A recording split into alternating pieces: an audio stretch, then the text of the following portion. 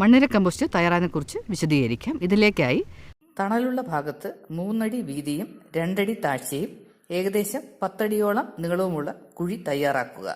ആ കുഴിയുടെ അടിഭാഗം നന്നായി ഉറപ്പിച്ചതിന് ശേഷം തൊണ്ട് മലർത്തിയെടുക്കുക. അതിന് മേലായിട്ട് നമ്മൾ അഴുകി തുടങ്ങിയ ഖരമാലിന്യങ്ങൾ ഇടുക.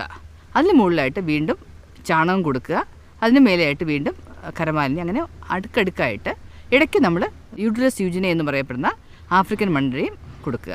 ഈ ഒരു കുഴിയിലേക്ക് ഏകദേശം 500 എണ്ണം, അതായത് 1/2 കിലോയോളം മണ്ണിര വേണ്ടി വരും. ഇതിങ്ങനെ അടുക്കി ഏകദേശം കുഴിയുടെ മോൾ ഭാഗത്തുമ്പോൾ കുറച്ചും കൂടി മുകളിലേക്കായിട്ട് ഏകദേശം 1 അടി പൊക്കത്തിലേക്ക് വേണം അടുക്കി ഈ കുഴി നിറയ്ക്കേണ്ടത്. അതിന് മുകളിലായിട്ട് ഉണങ്ങിയ ഓലയോ എല്ലാം കൊണ്ട് ഒരു കവറിങ് കൂടി കൊടുക്കേണ്ടിയിരിക്കുന്നു. എലിശല്യം ഒഴിവാക്കാനായിട്ട് ഏറ്റവും മുകളിൽ കമ്പി വല വെക്കുന്നത് നല്ലതായിരിക്കും. ഉറുമ്പിൻ്റെ ശല്യം ഒഴിവാക്കാനായിട്ട് കുഴിയുടെ 4 ചുറ്റും PVC പൈപ്പ് പകുതിയോളം മുറിച്ചിട്ട് അതിൽ വെള്ളം നിറച്ച് ചേർത്ത് വെച്ചിരുന്നാൽ ഉറുമ്പിൻ്റെ ശല്യവും വരാതെ നമുക്ക് സംരക്ഷിക്കാൻ പറ്റും. അങ്ങനെ ഏകദേശം ഒരു 2 മാസത്തോളം ആകുമ്പോഴത്തേക്കും നല്ലതുപോലുള്ള ഒരു മണ്ണിര കമ്പോസ്റ്റ് നമുക്ക് തയ്യാറാക്കിയെടുക്കാൻ സാധിക്കും. ഇങ്ങനെ തയ്യാറാക്കിയ മണ്ണിര കമ്പോസ്റ്റ് പുറത്തെടുത്ത് കൂന കൂട്ടി വെക്കുക. ഇങ്ങനെ കൂന കൂട്ടി വെക്കുമ്പോൾ മണ്ണിരകൾ താഴത്തെ തലത്തിലേക്ക് പോവുകയും മുകൾ ഭാഗത്തുള്ള മണ്ണിര കമ്പോസ്റ്റ് നമുക്ക് മാറ്റിയെടുത്ത് അരിച്ച് ഉണക്കി സൂക്ഷിക്കാവുന്നതാണ്. മണ്ണിര കമ്പോസ്റ്റിന് ഏകദേശം 1 കിലോയ്ക്ക് 20 രൂപയാണ് വില.